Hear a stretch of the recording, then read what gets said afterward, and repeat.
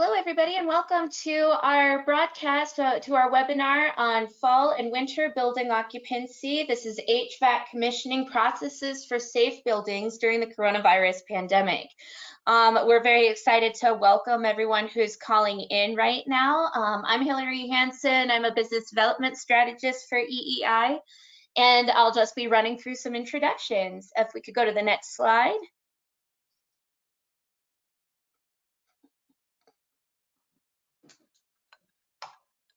All right, so this is an AIA-accredited course in the health, safety, and welfare category. So course learners will earn 1.0 credit hours in that HSW category.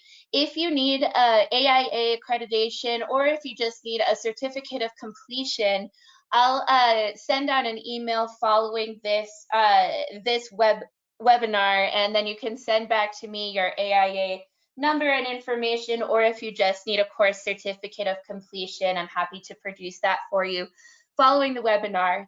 Another little housekeeping item is that we're going to allow a few minutes for questions afterwards, but throughout this webinar, you're welcome to raise your hand on the actual webinar screen or ask a question. You can ask one privately or through our public chat.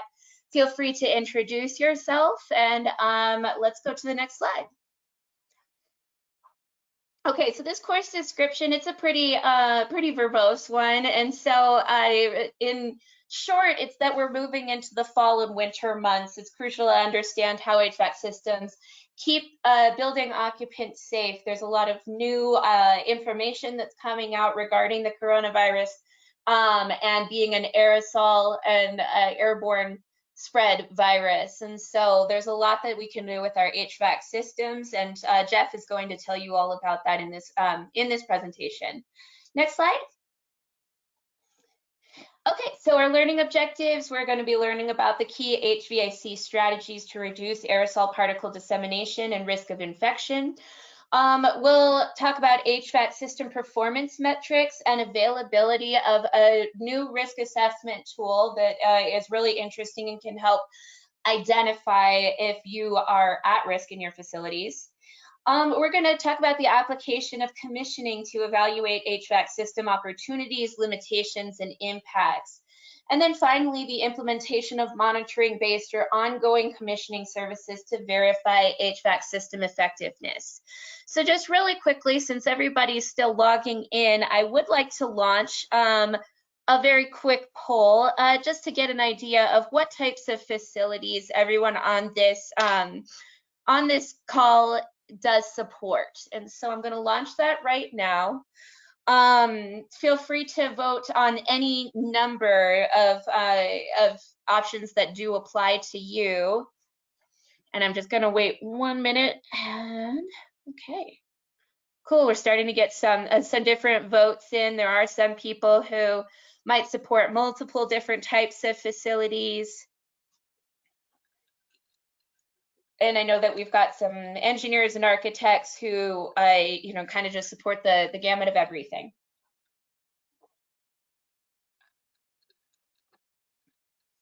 All right, I am going to close the poll and share our results here.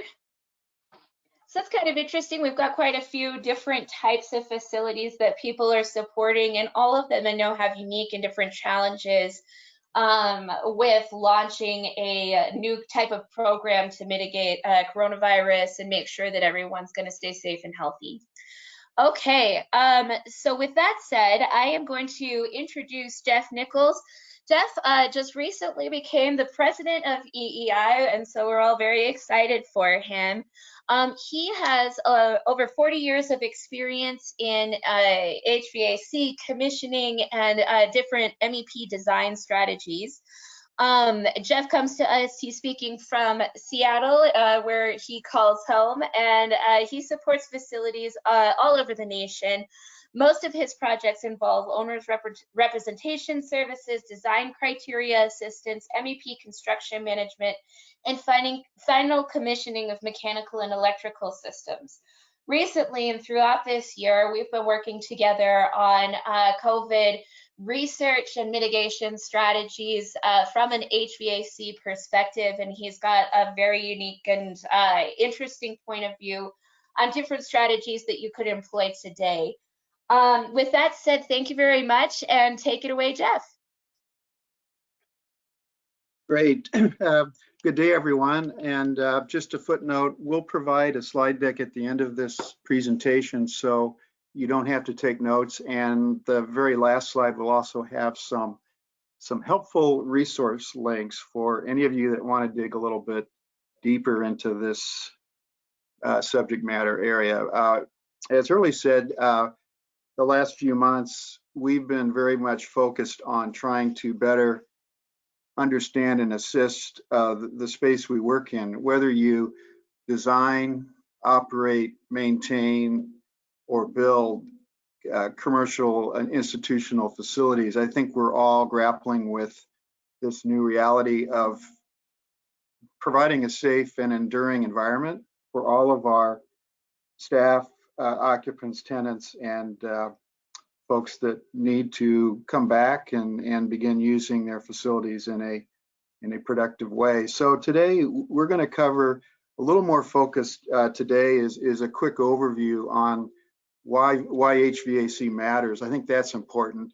And then we certainly aren't going to speak so much about the other elements of COVID risk mitigation. Certainly the surface contacting, the disinfection, wearing your masks, and social distancing are all pillars and completely a bedrock foundation strategy, no matter what HVAC system you have and no matter what type of occupancy you have. So we believe in those fundamental strategies as critical to working with the added element of what we call airborne transmission. So I'm just going to advance. Let me advance here.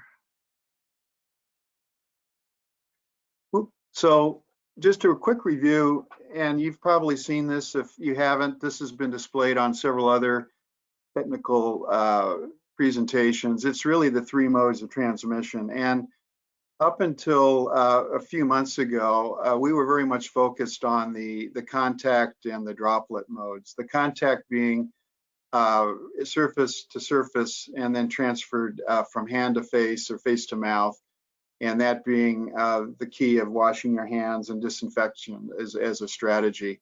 The droplets have also been considered a primary concern, and that's where the 6-foot rule really came in as guidance from CDC and other World Health Organizations, as that 6-foot distance is really considering that particles become ballistic. They have mass and trajectory based on the size of those droplets, whether you cough, sneeze, or even, as we've seen in some cluster breakouts where you're singing or shouting. I think any of those type of activities can exacerbate and increase risk, particularly without wearing a mask. Lastly, today, we're going to focus a little bit more on the airborne piece. This is the piece that's become a little more controversial, and I'll touch on this here in a couple minutes. Airborne particles, scientists believe, don't act or act as gravity-type particles. They stay airborne for a considerable amount of time, and that in turn creates the issue that if those particles don't settle out, they tend to remain suspended. And if they're suspended, the HVAC system can both assist and help in the mitigation of those finer particles, but they can also, in some cases, exacerbate the transmission. And we're going to talk a little bit about that in more detail today. So the particle size we're really talking about are the droplets that are the really small ones. 10 microns. A micron is a millionth of a meter. Too hard to fathom, but think of a human hair as being between 70 and 100 microns. So we're talking about obviously invisible particles that just flat will not settle out. And that's the element where the HVAC system comes into play as it relates to air movement in the space in what's happening at the occupied zone. So in the past month or two, there's been a push by a lot of scientific experts that in the past, this path was considered maybe not a predominant path. I think there's the controversy in terms of whether this is the most predominant or equal path to the large droplets. And some of the science and research is proving that this could very well be the more predominant path. I'm not going to spend today debating or arguing this point, but this one reference from a well-respected aerosol scientist out of the University of Colorado has published several pretty informative papers recently in Time magazine, and has really stated that we've been a little bit behind this and haven't really thought about this transmission path as seriously as maybe we should be. And that in turn has caused both the science community to have maybe a reawakening and additional science-based research and studies trying to get a handle on this. As recently as a week ago, you may or may not have seen, the CDC actually published and then quickly took down a guidance recommendation on their website. I think it came up on a Friday and was taken down over the weekend. And part of that seems to be this controversy about the idea of how risky are small particles.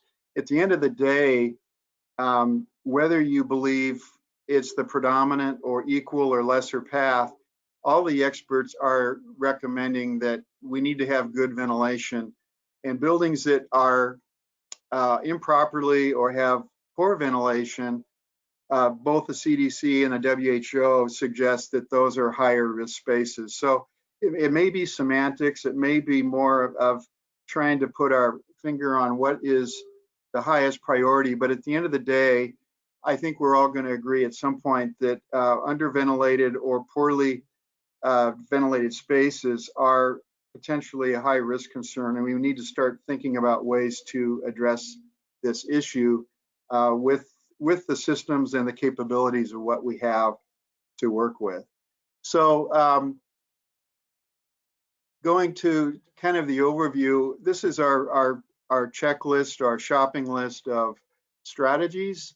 We're going to talk about these elements today in a little deeper dive, and we're not going to obviously have a chance or time to go into every type of building system or occupancy type or unique conditions, but we can at least leave with all of you today some good toolkit ideas that are practical, somewhat easy to understand. At the end of the day, wrap our head around what's good enough. And I think that's the question that we're going to keep asking ourselves. What is good enough to provide a reasonably safe and enduring sustainable space for our common type occupancies, whether they're an office, school, medical, or a special type space where you might have more dense occupancy type, which probably become the most challenging as we look ahead. So just down the list here, we're going to talk about operating our fan systems to do what we call a flush. We're going to talk about some fundamentals on temperature and humidity. I'm going to kind of debunk some comments and controversy on temperature and humidity, which I think will be helpful today. We're going to touch on a few of some good common practice air strategies that we have with a lot of common systems that we have in a majority of our commercial buildings. We're gonna align that to some risk tools that we can very easily plug in some what ifs, and then briefly just talk about heat recovery systems that may be also known as energy ventilation recovery that somewhat are problematic due to leakage and bypassing of dirty air to clean air. So that's what we're going to cover here in the next 45 minutes or so. And I'm just going to kind of jump in without getting too engineering-like. Just a real quick review that in the building air science HVAC world, we measure and and select and operate with what we call CFM, which is our cubic feet per minute. That's the flow rate of air. All of our equipment, including everything from the fans down to the air distributed into a room, is measured and operated on a airflow rate, and that's cubic feet per minute. In the dilution, or what we call the COVID world, we really need to think about turnover rate, or air changes per hour, as it's called here. That's important because it's not so much how much air we're moving out of a supply duct into a room, it's how much we're able to turn that air over in a period of time. And obviously, the more air we can turn over, the more dilution effect we can achieve. Given that all systems have limitations on heating and cooling and fan, we know that there's limits to that. And just for perspective of what's reasonable and what's familiar in our space, office buildings are generally lower in terms of airflow rates. And when we talk about these air changes per hour, I want to make an important differentiation here, and that is that when we talk about ventilation rates, it's really synonymous with outside air. So sometimes as engineers, we talk about ventilation. That's really the amount of fresh air or outside air that's being brought into the space. We also have what's called total air to the space, and most systems recirculate anywhere between 70 to 90% of the air from an energy recovery efficiency viewpoint. So when we're talking about dilution, we're really generally talking about outside air. But as I'll talk about a little bit later, if we can put in a pretty good filtration system, we have an effective ventilation, just because those filters actually can remove particles and work to give us equivalent ventilation rates. So those two work together. And I guess the way you think about it is that the lower your ventilation rate you can get to a space, given to limits of system performance, the more you want to think about filtering that air to increase the turnover rate to get an equivalent clean air to that space. Enough engineering speak. Fleshing out is just kind of the basic concept. I think when ASHRAE and some other guidance came out about earlier this summer, there were thoughts that we had to run our buildings 24 hours a day for safety. Not so much. If the building is occupied during normal hours, if there are such a thing, say you're operating from 6 a.m. to 6 p.m. and you have an office schedule in the building, there's no real benefit of running that system all night long from a ventilation flush out standpoint. What we're saying, most systems that have decent airflow rate can run, I'd say 2 hours, but to be safe, say 4 hours before occupancy and 4 hours after occupancy. I think the strategy of pre and post flush is just to make sure that you're moving air before your early risers get into the building. And then if you have any type of after hours use, maybe janitorial or what have you, you're moving air so that you don't create an unsafe, unventilated space at the end of the day. This basic table here shows that you know, if we're doing in a common building, let's say we're doing 1 to 3 air changes an hour, and we need to remove 99% of that airflow, we can do that in about 2 to 4 hours. We're going to remove all that air. So at the end of that 4-hour flush, go ahead and shut off the system. There's no real benefit to keep that equipment running additional time. Now, having said that, we are concerned about temperature and to a lesser extent humidity. And early on, there's been some pretty good science developed about the stability or the virility of the virus, the ability of the virus to be active and infectious. And how does that virus perform under different air conditions, whether it's temperature, humidity and or even ultraviolet light, which it's very susceptible to degrading with, say, sunlight. It doesn't do well with UV. When we look at basic what ASHRAE is telling us, and it's based on pretty good science here, is that you want to keep your building under minimum reasonable design temperatures, and 68 might actually be a little bit low. If you look at the half-life of the virus, it seems to like colder temperatures, which is not that unusual when you think about the flu season occurring in the fall, historically, when the temperatures outside get colder and the air traditionally gets drier. So drier air, colder air, longer half-life. 60-degree air is 5 times longer half-life than if we can keep that building a little bit warmer. So the idea of setting back the building temperature, just make sure if you're going to do any kind of a night setback strategy, you get the building warmed up well in advance of occupancy, so that you don't have any chance of letting that virus become more active than it can be. So that kind of speaks for itself there when you look at the table below. The other thing about humidity is that, yes, while we would like to have the humidity somewhere around 40%, plus or minus 5%, staying certainly below dew point, which creates some other indoor air quality issues. It's unlikely in most of our buildings that you have the ability to control humidity unless you're in a healthcare type facility. The cost of implementing humidification equipment, the control, and so forth, while it would have some marginal benefit for the virus, is probably not where I would spend time, money, or effort. It's a little bit more effective, I think, to work on the other strategies today, the ventilation, and of course, keeping your space temperatures as warm as possible.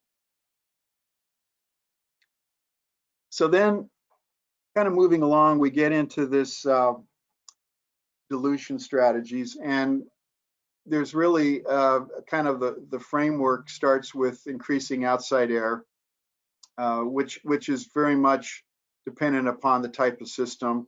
Allowing your air economizer, we'll talk about that here in a minute on how that kind of works.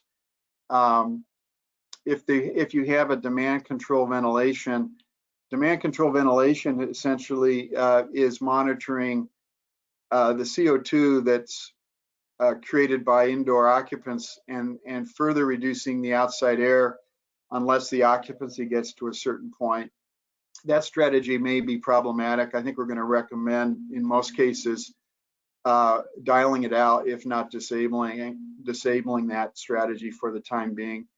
And then when you have variable air volume systems, which we do in a lot of our larger buildings, we may need to set those up as well, being careful that we don't create overcooling conditions in certain spaces.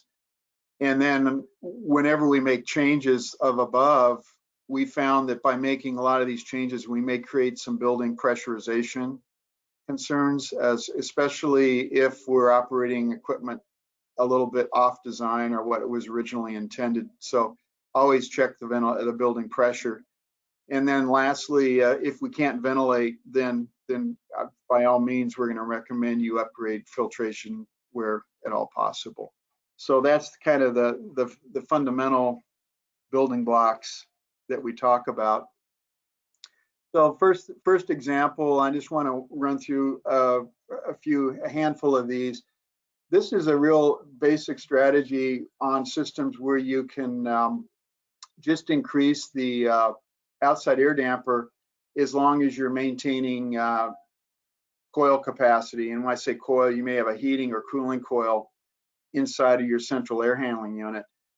We can do this kind of as we call it an incrementing strategy. So we're monitoring how the cooling coil valve is throttling either hot water or chilled water through that coil.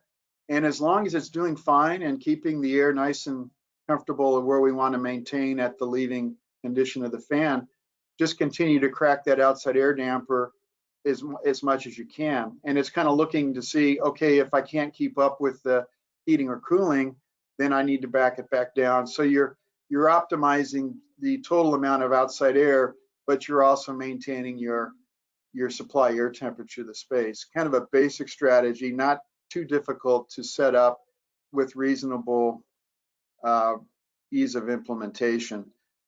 When we do increase the outside air, and I'm not going to get into the whole science of heating and cooling, but we know if the building, let's say, typically might have a 20% outside air capability, we know that the cooling capacity, the total 1,000 BTUs per hour, the capacity is going to grow. So at some point, whether this is a heating or cooling coil, as we start cracking this outside air damper, this capacity is going to increase substantially. In this case, it's about a double, twofold increase in the total capacity just by increasing the outside air from 20 to 90% open with the same conditions of outside air.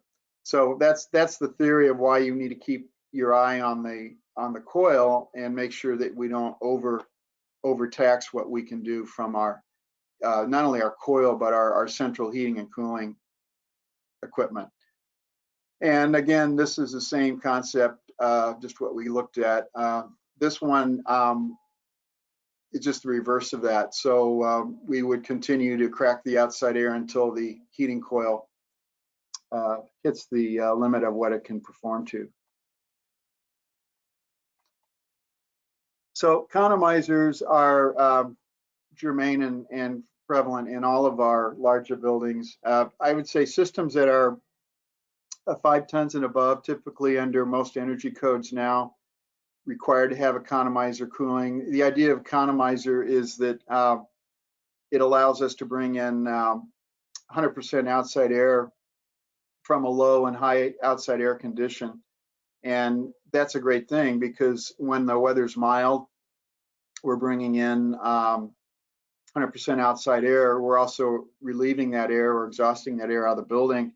We have an excellent dilution effect. Works really well.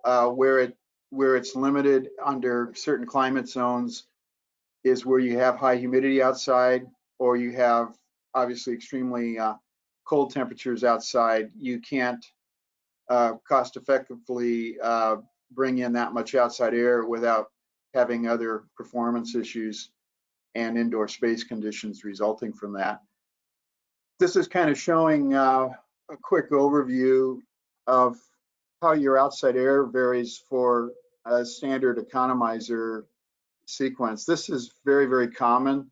If you're looking at the black line, this bottom row here, this is showing us the outside air temperature from, in this case, 20 to over 90 degrees. And it's showing between 55 roughly to around 72 degrees outside. We're bringing in that full 100% outside air, and that allows us to reduce our mechanical cooling energy, since if the return air, the building is 72 degrees, it's more efficient to bring in that cool outside air than it is to heat and cool recirculated air. Likewise, when we get above this, what we call a high limit, we close the outside air damper traditionally because the air above 72 degrees has more energy that it contains within its within the air mass, and it's more expensive to treat or cool that air.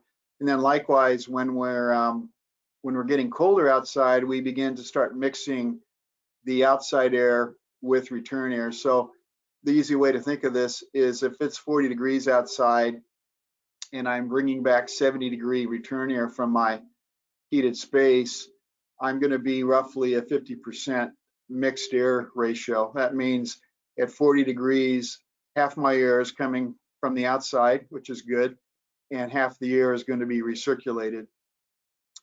So when we get down to the colder temperatures and we start to lose the ability to bring in as much air as we would like, because we may or may not have heating capacity at either the air handler or at the zone to treat that air. However, this is just showing an optimized strategy by reducing our supply air temperature from, say, 55 degrees from the fan system to 50. That allows us to bring in a higher percentage of outside air, and the equivalent comparative would be to say, if I reduce my supply air to 50 degrees, I can actually achieve close to a 70% now, as opposed to this 50% at the same mix ratio, which is a pretty good thing. Now, having said that, we generally don't want that outside air, I'm sorry, the leaving air, the supply air coming out of the system to drop much below 50 degrees, because it creates some other problems in the building. Dew points, one problem, dumping of cold air, the way the air density drops in the space could create some comfort issues. So that would be a general caution there, is to stay above this point. But you can see we're getting a much improved ventilation effect just by changing the set point or setting of the air handler from 55 to 50. And then this is showing what we looked at on the earlier slide. We're just incrementing that outside air damper instead of just closing it to say 20% like we looked in that first example. We're just letting that outside air damper to stay open a little bit more, and we're bringing in more outside air during the summer or warmer weather, which again is working for what we're trying to achieve in the space. So summary of all this is that we can do a lot with the economizer, looking at how that works. We need to think about overcooling the space. I mentioned that if the VAV boxes are now seeing 50-degree air instead of 55, we might overcool, so we need to be aware that that might create some other comfort issues. A lot of the terminal units that we call zone heating and cooling equipment have fan-powered boxes, or they have reheat coils. Those devices will pick up some of that heating requirement where you have those devices, and you're just shifting that heating load, if you will, from the air handler down to the zone level to allow you to do that increased ventilation strategy.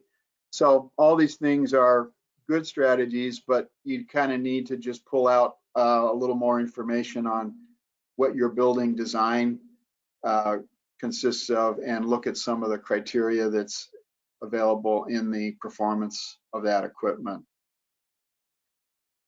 I think measuring ventilation air, in other words, outside air, is probably a valid point of being safe and confirming what we're doing. A lot of buildings do not have any direct measurement of outside air because they've not been required by energy code, and it's something that somewhat is set up on the initial turnover of a building. Maybe it was set up when the building was balanced under original construction. It hasn't been touched since. A lot of buildings will set that damper, and it may be set at 10% or 20% outside air, but that damper setting doesn't relate to the actual airflow, because the dampers are very nonlinear. In other words, a 5 or 10% damper setting might be actually moving 3 to 5 times that amount of air, because that damper setting has no relation to flow. It's just a position of the damper shaft as it rotates 90 degrees. So be careful when you look at outside air that you're not just looking at a damper setting. Better to field measure and better to check it. Fairly straightforward if you've got a coil or a louver somewhere you can just read velocity average across a large section of the intake. Pretty straightforward. Measure that and then record the conditions or parameters at that point, so you kind of have a baseline and can see where you're at. Most buildings now have more sophisticated setups. You may have an airflow station. You may have both an outside and a minimum outside damper. Those are designed to maintain that minimum outside air. They should be checked frequently. ASHRAE 62.1 ventilation code says they should be checked every 5 years. I think a lot of buildings probably could do well to have this tune-up check done and confirm where you're at. So particularly going into the colder weather, and now that we know that our economizers are not going to be running at full 100%, we know we're going to start recirculating air, figure out what is my minimum, and am I good enough. We'll talk about what good enough here is in the next 20 minutes or so. A quick way to check it without getting into the balancing of velocity readings is just to read the temperature difference between the return and the outside air. If you don't trust your damper position, you can take use a simple formula. If my if I know that my return air is 80 degrees and I know my supply air is 55 and I know my outside air is 40 degrees, by just reading these three temperatures, I can calculate my percent. It's a thermal mixing formula, very basic, but quick and easy to use. Pretty accurate as long as your temperature difference between the outside and the return air is 20 degrees. Not so accurate when these two temperatures are very, very close. But in a heartbeat, you can do this very easily and see where you're at without getting into any kind of field airflow testing. So these are just showing different ways on larger systems how air can or should be measured. Sometimes it's indirectly measured just by the fan setups, by measuring pressure in this inside the plenum. I'm not going to get into that. There's airflow stations that can be mounted inside or at certain points of the system. They need a certain straight entry condition, which is often not so easy to find. They need to be calibrated more frequently, which is often not easy or inexpensive to do. And that's why I think some of the things we talked about before, rather than going out and buying a lot of instrumentation and control devices, might be more practical to start out with for now until we get through this near term, whatever that near term is. And just before we leave this, I just want to refresh. I didn't want to forget about make sure that for general exhaust and toilets, keep those running during the daytime. Similar strategy with your pre and post fan air handler schedules. It makes sense to keep your airflows in check on both supply and exhaust. Keep in mind after you make any adjustments to check pressure relationships, and particularly if you have a high risk area, try to keep the flow direction moving and from a high risk away from lower risk, so that you're moving more from a positive pressure and low risk into the negative pressure and a high risk. And then this is just kind of a rule of thumb. If your building pressure gets too high or too low, you actually can have other problems in the building. Doors will stand open. You can create some unwanted infiltration and moisture damage and so forth. So a 0.02 to 0.05 inches water column generally works pretty well for most low-rise buildings. High-rise buildings, stack effect is another more challenging problem, but the same principles would apply. Try to keep your building somewhat positive at the lobby if at all possible. Then we just want to get into talk a little bit about demand control ventilation. CO2 has been applied very extensively in the last 5 to 10 years, more as a energy strategy to, quite frankly, reduce ventilation during less than peak occupancy periods in the building. So it allows designers and operators to throttle back on outside air as long as the concentration of CO2 created by indoor occupants stays below a certain concentration in parts per million within the measured airspace. ASHRAE has come out somewhat straddling the fence on this. They said as a minimum, consider reducing your set point to 800 parts per million. I'll talk about that in a minute. Then it also says consider disabling it, which may be more pragmatic and practical given the nuance of the new occupancy, which is probably going to be less in many cases than what we've seen buildings occupied up into pre-COVID conditions. The whole concept of CO2 control is really a minimum outside air strategy where you're monitoring that concentration of carbon dioxide, and then rather than setting this damper to say at 20%, which might have been set up before for code-based ventilation, we're actually going to close this down less than that and keep it almost closed if there's no one in the space. As a space such as a classroom gets occupied, that CO2 concentration starts to build and it starts to override this closed damper position and allows it to increase up to the code minimum ventilation rate, which might be 20% of the air volume going to the space. So that idea works really, really well from an energy standpoint. It also senses how the building's being used and allows the outside air to track the actual people load in the space. The interesting thing about CO2, it's really a tracer gas, and it does in effect track the occupancy of the space. But more importantly, all of these numbers of controlling CO2 started way back when we were trying to correlate ventilation per person. So if you put people in a room and steady state and you had constant airflow in the room, it would actually settle out to a certain air concentration based on how much fresh air you bring into that space. The early days, we were controlling CO2 up around 1,600 parts per million, thinking that 5 CFM per person was very energy efficient.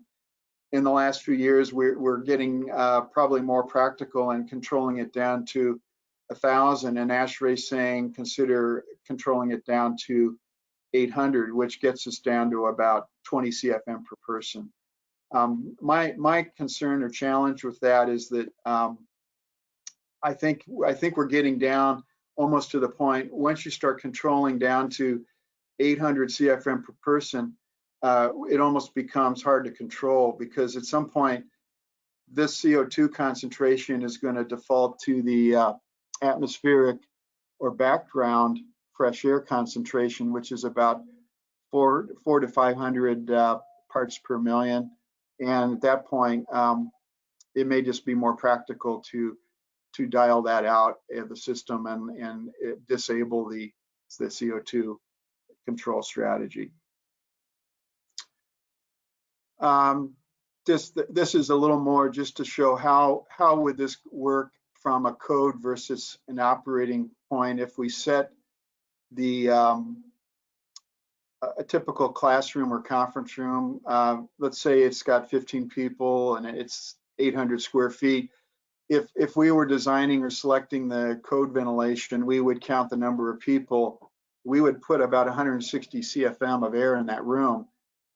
If we went ahead and overrode our CO2 strategy to 800 parts per million, then it would almost double that ventilation rate. So that's pretty good. We went from 160, which is what the code would require us to provide. Now we're up to 300, which is good. My concern or comment is, what if we don't have 15 people in the room? Let's say we only have 5 or 10, because we're now not allowing people to sit elbow to elbow. We're going to have people sitting every other or every third chair. Your occupancy is 1/3 the space, and your ventilation rate's probably not going to be good enough. So I again would say in this case, probably safer just to disable that CO2 strategy, because bottom line is we want good ventilation in the room, and the CO2 strategy doesn't work in a lightly occupied meeting or classroom space.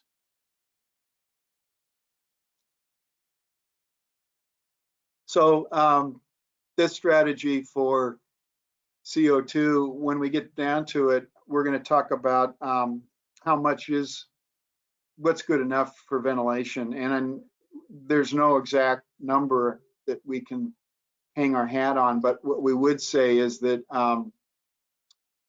if a common commercial building for ventilation is around 0.6, we would ideally like to be somewhere in around 2 to 4 air changes an hour to just get the dilution effect working for us. And that's really kind of highlighted on this chart, showing that if we can go from 2 to even 3 air changes per hour,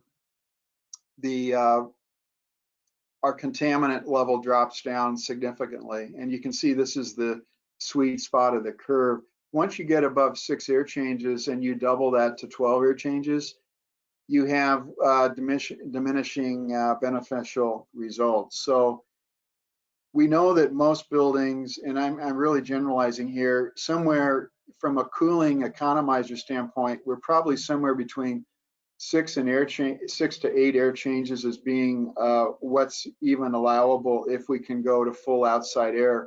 So operating somewhere in here in the wintertime is probably where we'd like to be. Let's say if we can't get to the 2 air changes and we're below that, then we're going to come back with a very, very simple message, and that's going to be filtration, filtration, filtration. And we could spend a whole nother hour on that topic, but the main point of filtration is that we believe that, and science is telling us that most of the viral cluster particles, not the single viral particle, but the clusters that are infectious, seem to live around 1 to say 3 microns. That seems to be the area of concern. This is just showing different filter efficiency curves, which are rated by MERV values. This is the mean equivalent rating value for the filter. And a MERV 8 is pretty common. That's a commercial grade filter. It's usually a 2-inch pleated filter that lives right before the heating and cooling coil of an air handler. That's not so bad, but it's only about 30 to 35% effective at that particle size. Just by upgrading that to a MERV 11 or even a MERV 13, we start getting, if you can see this curve, we're up to a 90% effective removal rate at that particle size. Now we're doing some very substantial effective ventilation. So even if you can't put in a MERV 13, I would say take a look at some intermediate upgrades, allowing for concerns with filter drop performance on air that could reduce airflow. Given the limits of the system, we would encourage looking at and getting that filtration rate up so that we can get a little higher performance, which does a lot for your effective filtration rate. So what does all that mean? What is good enough? We did a little bit of analysis using a COVID risk assessment tool that was developed at the University of Colorado about 3 months ago. It's a public posted tool. It's public domain. It's also been peer reviewed and has a lot of open discussion and supporting information on how the tool was built and some of the assumptions and baseline conditions that were put into the tool. One of the things we wanted to do was just do a real simple comparative analysis of a room, in this case, a room with multiple people in it. And then we could plug in some different conditions on this risk tool, how long you're in the space, whether folks are wearing masks, and assuming they are 6 feet apart. We also can plug in the local county infection rate. And that's a different number than you may hear or see in the public media about the positive test rate. That's a different number. So this is the actual rate of infection of estimated cases per total population, not the percentage that have gone in and had a COVID test that tested positive.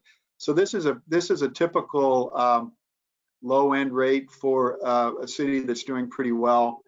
And then this rate can vary by tenfold. So in this case, a low rate being 2 infected people per 1,000, where a month ago down in Dade County in Miami, the infection rate was 10 times that, 20 people per 1,000. These are basically the key parameters we plugged in to this tool. And then we varied the ventilation rate in the space from a half air change an hour up to 6 air changes. This being not so good, and 6 being, actually doing pretty well. Bottom line of this whole thing is showing 2 conditions. A conditional case means you've got 1 sick person in the room, 1's infected for 8 hours in that room. That's conditional, showing these infection rates and how that rate of risk is dropped based on increasing the ventilation rate. The second one is probably more realistic, and the one that I would want to be outward messaging is, what's the absolute rate? That's the risk based on your local conditions in your city or county, which I'll show you here in a minute. So that's showing, again, a substantial reduction just by fixing all these variables and increasing the ventilation rates.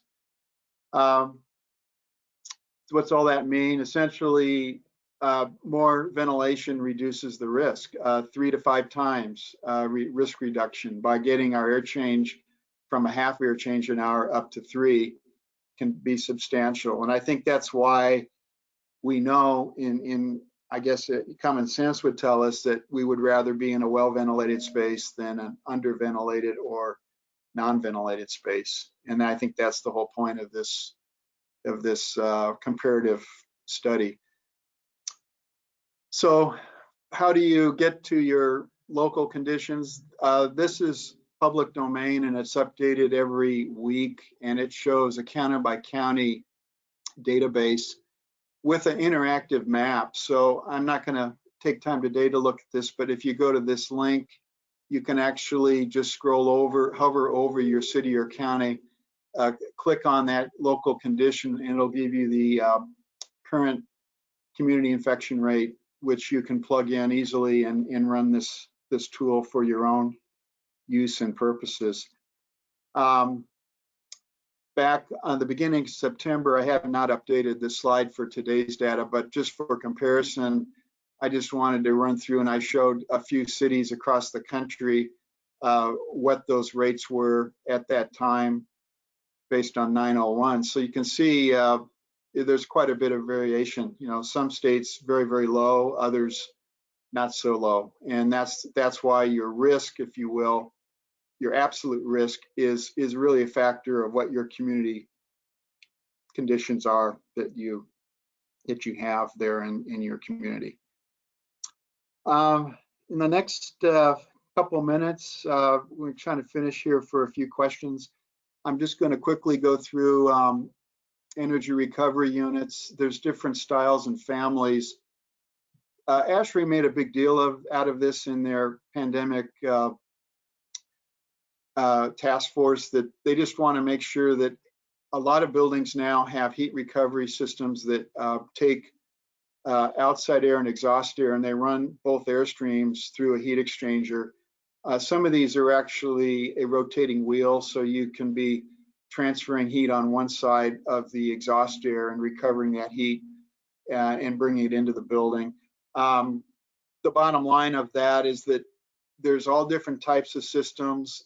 They're most concerned where you have your dirty air, which is generally your exhaust air, where that dirty air is coming out of the building and transferring into your clean air. That's not a good thing. So what they're suggesting from a commissioning viewpoint is, if you have these kind of heat recovery units, do an air pressure check the air pressure on those systems, look for leakage. We're always a little bit concerned about, if you have a rotating heat recovery wheel, are the seals in good shape? Are they worn out? Do we have air coming from the dirty air into the clean air. Some of these have recirculation dampers, which may or may not be the right way to operate now with what we know about COVID. So it's a checkup strategy, and there's some basic things you can do that are very easy. You checking your dampers, check the different conditions of the controls under different heating or cooling modes. Make sure your wheels are rotating at the right speed and they're in the right direction. We mentioned the seals already, and then just to make sure they're clean, the normal housekeeping stuff. Lastly, when we get done with all this stuff, it's probably a good idea to consider setting up a monitoring-based commissioning strategy to monitor your key parameters. We would say temperature, humidity, and CO2 are good parameters. You can measure your ventilation, look at keeping track of how much you're doing over time, and then just keep track of your filtration changeouts and ongoing service of these things, and document it well. And that way, if there's any concerns or issues down the road, you've got a baseline of information that you can go back and rely upon.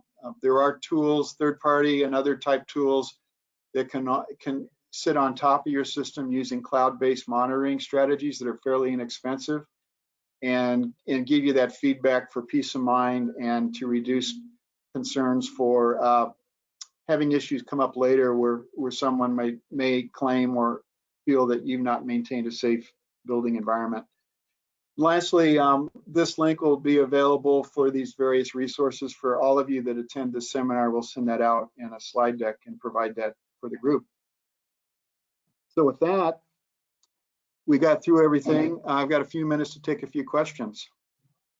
Hi, Jeff. Yeah, kind of a quiet group today, but we do actually have a few questions that were, or a couple of questions that were answered or were questioned privately. One of them really is regarding the cost, and if you're seeing other types of facility managers or owners who are building in an added cost for emergency preparedness into their strategy over the coming year.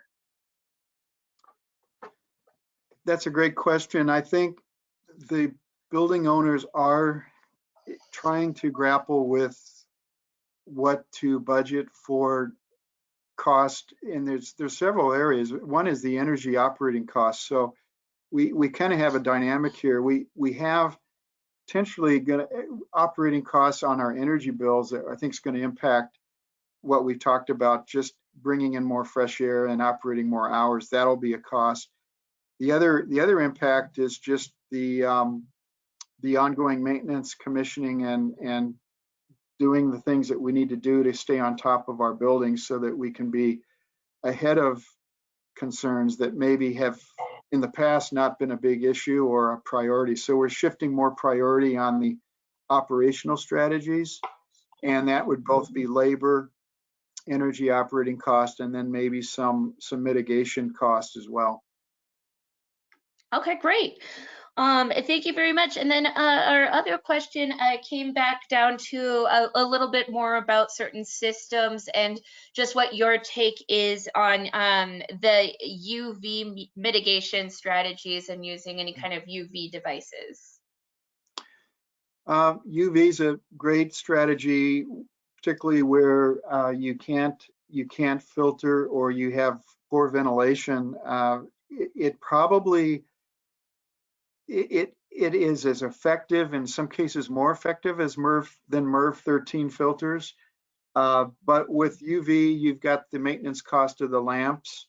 It has to be sized for proper density for infection kill, if you will. So it needs to be applied very carefully and properly with manufacturing support. So yes, I think UV is a great strategy, but use with caution and make sure you have it properly applied. Awesome. Okay, are there any other questions that I might have missed throughout this? Okay. Well, we are right at the hour. Jeff, did you have anything else? Just everyone be safe.